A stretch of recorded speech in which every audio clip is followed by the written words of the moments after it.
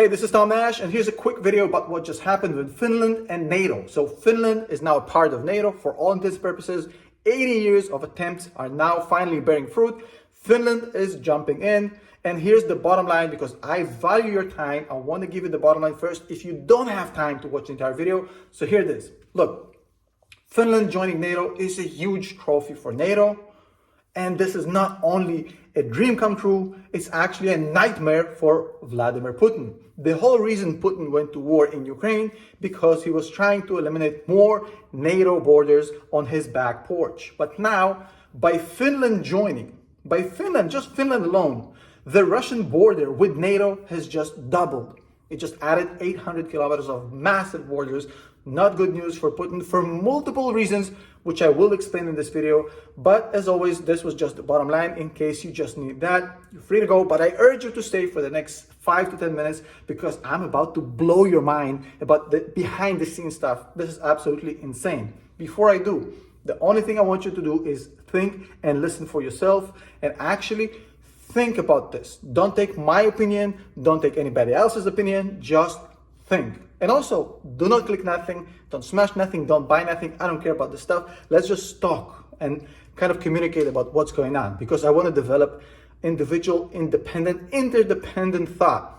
Here's what's happening. So ever since World War II, there was a status quo.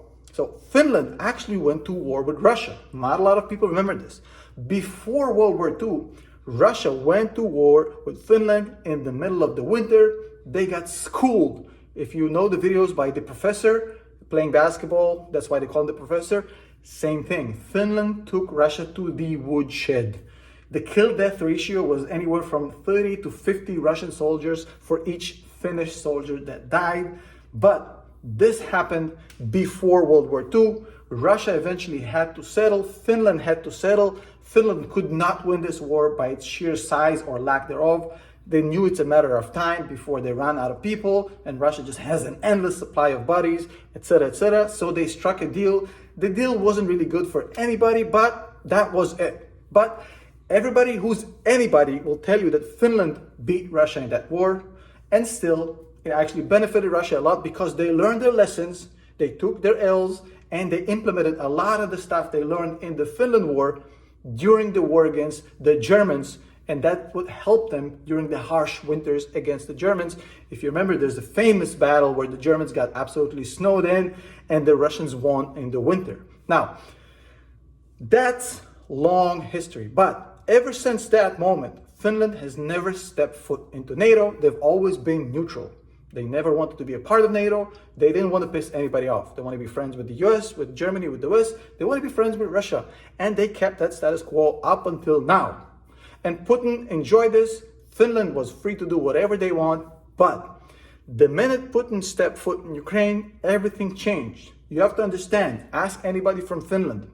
Before the war with Ukraine, most Finnish people did not express the desire to join NATO. There were numerous polls, referendums in Finland, and Finnish people have consistently said they do not want to join NATO.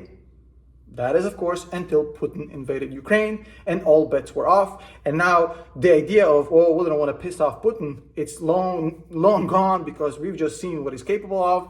He'll just take over whatever he thinks he needs. So now that status quo has been broken and Finland is more afraid than Putin actually attacking them than pissing off Putin because he's unpredictable, he's dangerous, etc., etc., etc.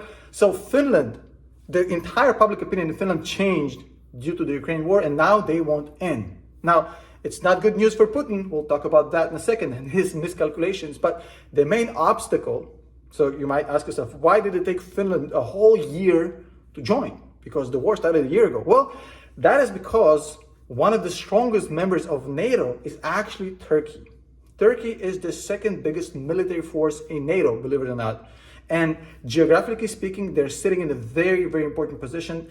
The NATO organization relies heavily on Turkey. It's a big member. It has veto on any country wanting to join, and veto they did. So Turkey basically said, no, we do not accept Finland. We do not accept Sweden. They can jump through hoops. We don't want them. Why? Because a lot of oppositioners to the Turkish president, Recep Tayyip Erdogan, whatever the fuck his name is, but let's just call them Erdogan. So a lot of Erdogan's oppositioners has basically been asylumed and accredited as diplomats in Sweden and Finland, which means they're getting budgets, they're getting cars, security, political, diplomatic accreditations. They're basically treated like diplomats from foreign countries. The PKK, the Kurdish resistance, a lot of the oppositioners of the government are basically being pampered in Sweden and Finland. And obviously Turkey does not like that. So Turkey basically said, you guys want to join NATO? No problem. Give up these guys. Send them back our way. We're going to take care of them. So far, basically Sweden said, no, we're not going to do that.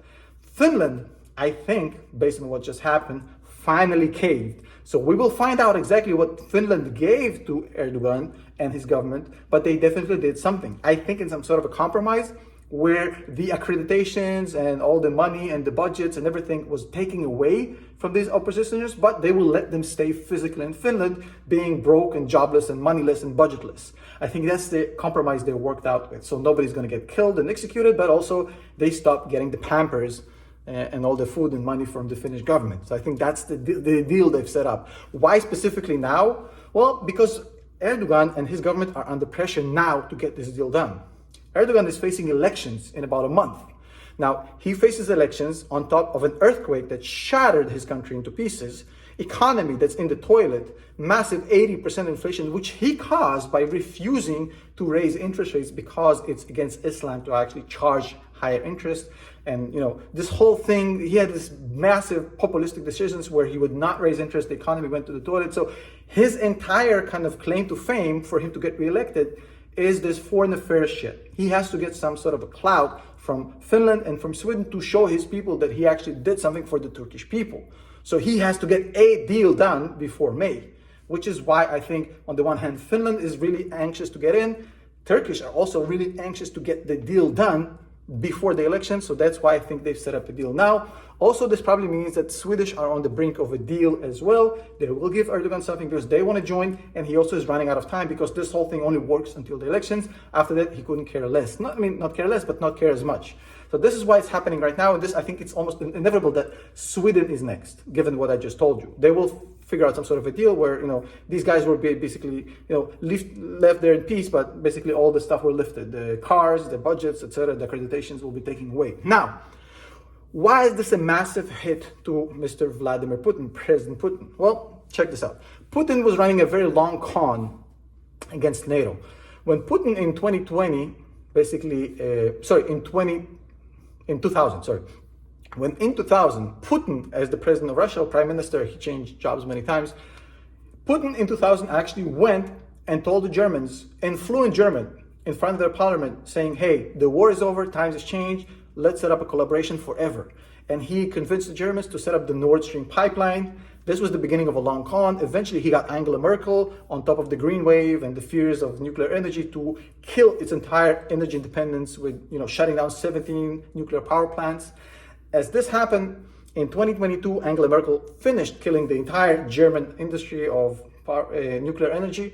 This is the same year that Putin invaded Ukraine, thinking that now that he is the provider of over 50% of the German energy, he gets to tell Germany what to do. And he's going to basically take NATO apart. He's going to take Ukraine, block NATO, and then Germany will be basically dependent on Russia, and it will do whatever Russia says, and NATO will be toothless, basically powerless, meaningless.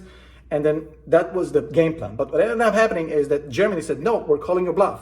And then Putin said, well, I kind of need the money, so I'm still going to sell energy to you. So they called his bluff. He still kept selling them energy. And also we had a very warm winter, which played to the German side. On top of that, Germany is now in cahoots with US. They've increased their government spending on defense insanely. They've doubled it. And on top of it, the 80-year status quo with Finland is now broken. And now Finland is NATO. So basically, not only that his plan failed with Ukraine, it failed with Germany, and now it's failing with Finland. So he's losing massively political clout and geopolitical stance. Even though he might win militarily in Ukraine, I don't know. I'm not a military strategist. I don't know what's happening on the battlefield. But I'm saying as far as NATO goes, Putin tried to take NATO apart by invading Ukraine. But he made NATO even stronger because now Germany and the US is now together, Finland is in, and Sweden is just a matter of time. And even the beef between Sweden, Finland, and Turkey is now basically gone because they actually struck a deal. So this is a huge, huge development. It is massively important for NATO and a big blow to Putin. Whatever the Putin lovers would like to spin it, go right ahead. I don't care. Hate below as much as you want. As always, don't click nothing, don't smash nothing, don't do nothing, just listen. My only purpose for this channel is for you guys to listen, go research for yourself, form your own opinion, and let me know below if you agree or disagree with me. Both options are acceptable. Love you all. See you in the next video.